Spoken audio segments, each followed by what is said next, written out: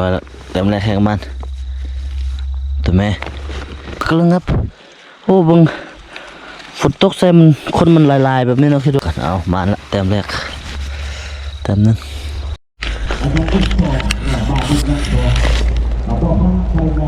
สวัสดีท่านผู้ชมทุกคนที่หักแพงเนาะมื้อนี้มาพ่อกับข้าพเจ้าทุกคนจะพาทุกคนมาส่วนแล้วก็มาละอ้อยนะมาละกองข้าวโพดให้ส่วนนี่มาเบิ่งส่วนเนาะมื้อนี้มาเบิ่งส่วนแล้วก็มากองเอาข้าวโพดมาหน่อยนึงมากองไว้นี่แหละทุกคนกองไว้เฮ็ดบนใส่กับดักเนาะแล้วก็จะอีก 2-3 วันเราจะเอา 2-3 คืนเราจะเอาอันข้าวโพดมาจะเอากับดักมาใส่นี่ข้าวโพดมาหน่อยนึงพออะไรลองใส่เบิ่งหน่อยสิพอสิได้ปิ้งบ่แถวนี้โอ้บ่ได้ข้าวปลาก็บ่ได้เข้าเท่านั้นใส่ไว้เท่านี้ลองเบิ่งเนาะ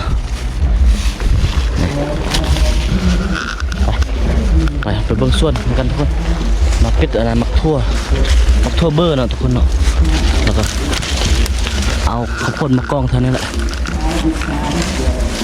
พอสิเมนูก็หอกจากแต้ม2 แต้มเนาะไปปิ้งกินเมื่อนะจะมาส่วนเนาะทุกคนเนาะมาปิดข้าวโพดมาปิดอะไรมักทั่วเบอร์แล้วก็ใส่กับดักปลาแล้วมายามแล้วก็ปิ้งกินอยู่ส่วนเนาะเราอยู่แคมป์น้ำ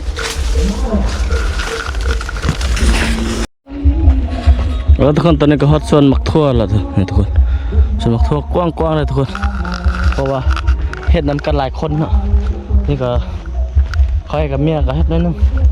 เอาใจเมียกำลังมาฮอตเที่ยงเลยโอ้จักเบ้านี่ของไอ้ลุงเขาได้3 ปอแล้วถ้าเราเนี่ย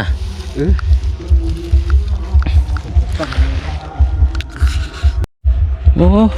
เป็นลายเลยเนี่ยใหญ่แล้วเนี่ยนะไปสอกเมียกันเราอยู่ใส่หมวกคือสิบใส่หมวกบรรยากาศก็คักอยู่เลยเนี่ยเที่ยงนาเนี่ยนะวันน่ะตูบนี่แต่งอยู่โคกินอยู่นี่ก็คักอยู่ได้บรรยากาศบ้านเฮาทุกคนส่วนมักทอเบอร์โอ้เป็นลายแล้วเด้นี่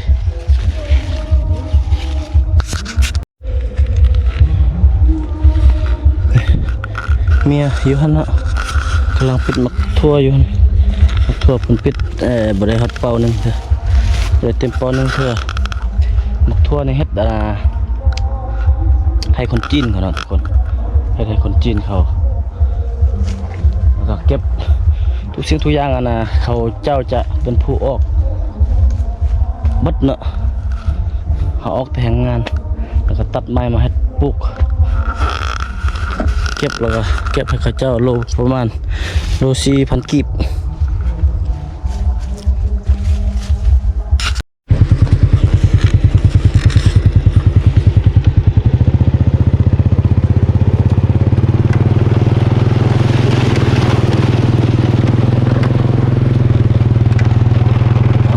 สบายดีตอนกลางคืนทุกคน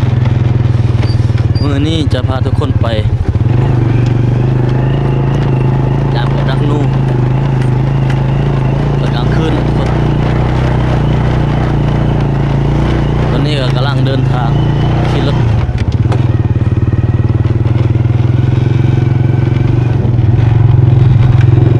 ไกลๆสิฮอดบ่ยามกับดักแล้วทุกคน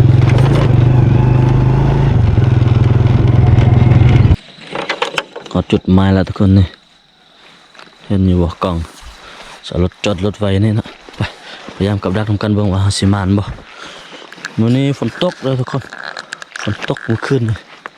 ตกหมดคืนหากะเช้านี่บ่ฮู้ว่าสิถึกบ่นู่สิได้นู่จักแต้ม2 แต้มมาปิ้งบ่มันประมาณหากะไปลุ้นนำกันเลยเบื้องหลังนี่บ่ถึกทุกคนจีรีหลังแรกนี่ไก่คันเลยทุกคนไก่กำลังคันเพราะว่ามื้อนี้ว่าสิมายามตอนเช้าตัวขาเวียกก็เลยสุกเสริญมายามตอนไก่คันนั่นแหละ อยู่นี่คือสิเห็นขาวๆอยู่หันทึกละเต็มนั่นทุกคนเลยใส่นี่มันกันละนี่เรียบร้อยแล้วเต็มแรกแข่งมันตัวแม่นี่ตัวแม่นะทุกคนเอากับดักกันเอามันละเต็มแรกเต็มนั่น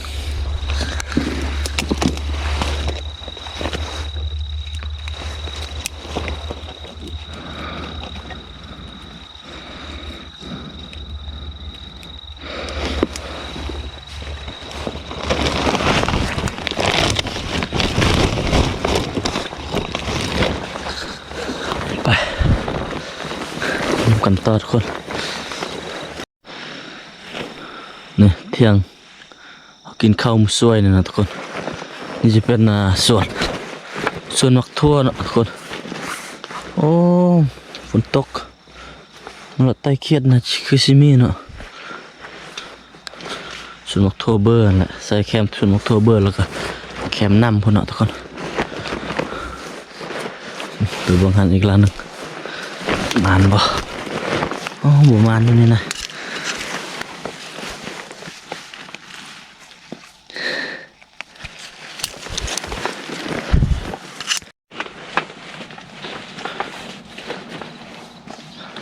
ท่านนี้เขาจะปิดวันนี่แหละนะมันบุคอยงามนะบุคอยเห็นมากไงบนนี้บนไม้ยันลืมยันลงนะทุกคนยันลงบอลหักบาเลยจะซ่องเบิ้งบ่เห็นกับดักพุ่นนะไปลุ้นเบิ้ง ลุ้นนำกันเบิ้งเขามีแต้มบ่โอ้เรียบร้อยทุกคนเรียบร้อยนี่เรียบร้อยอะไรนี่ใส่วันนี้นี่ซุ่มไม่บงซุ่มมันนะกกเราเนี่ยเนาะเรียบร้อยฝนตกแบบนี้เนี่ยทุกคนไปเลาะใต้นี่นะบางทีนี่โอ้ตัวผู้ตัวนี้ตัวที่สองทุกคนไปเลาะใต้นี่บางทีอาจจะได้ยิงสัตว์ใหญ่เนาะเพราะว่าฟานมันมักออกมาช่วงนี้เวลานี้ใกล้แจ้งฟานหรือว่าตัวเงินเนาะมันมักออกมาเลยทุกคนฝนตกจังซี่มันมักออกมา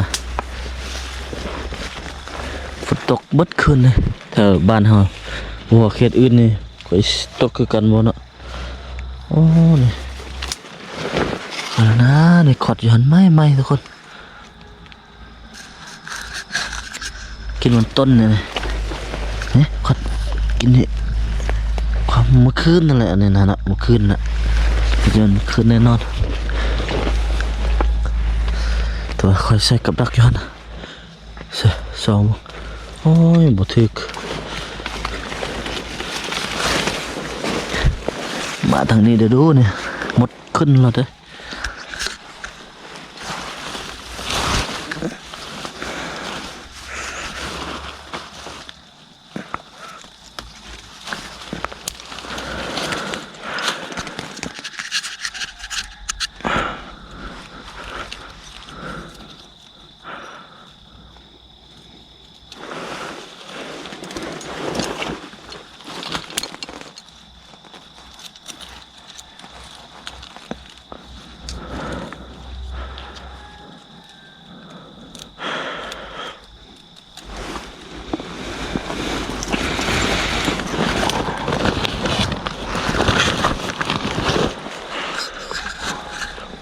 คนคือสิยินเสียงไก่คันอยู่เนาะ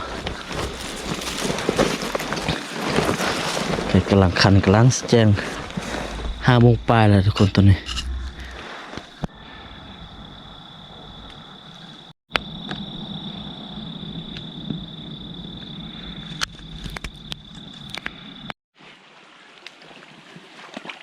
ทุกคนลงมายามแคมป์น้ำเนี่ยเบิ้งสีมานบ่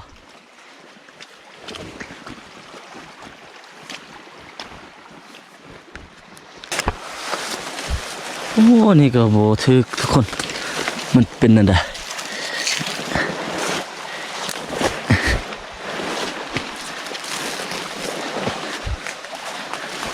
โอ้ยทึกได้แม่ ไอ้หอยมันกัดข้าวโพดก็เต็มท่านนี่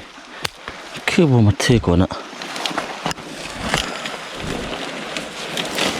ไอ้ลงไปทางเก่า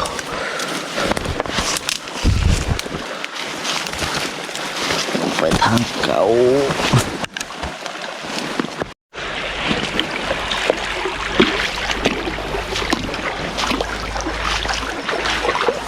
บวงอีกคนไปเห็นบ่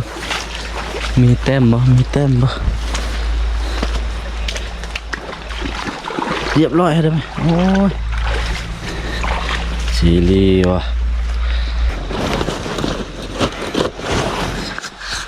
ไปคุณสมบงคุณไป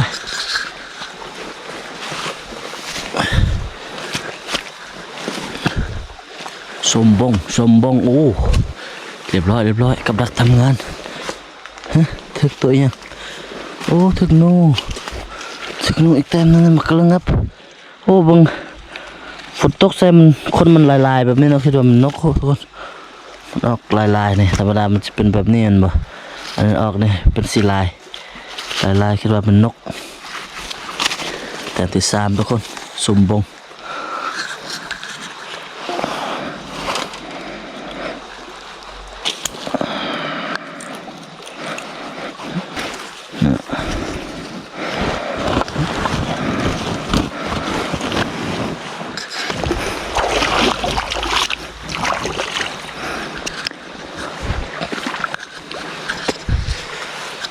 ลงหดน้ำแล้วไปใกล้แจ้งแล้วทุกคน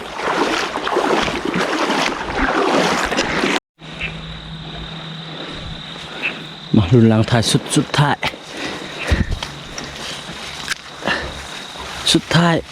ยก็เปะโมทึกโอ้ยโศกคอยสิมันแต่3 แต้มนั่นแหละมื้อนี้นะ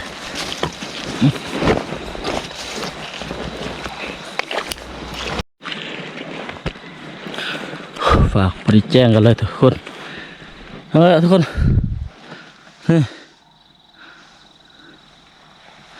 ขอรถหดบนไว้แล้วทุกคนจะเดินทางกลับบ้านก็ขอบใจทุกคนที่ให้เกียรติติดตามรับชมคลิปก็ต้นจุดจบนะทุกคนนะพบกันในคลิปต่อไปแล้วก็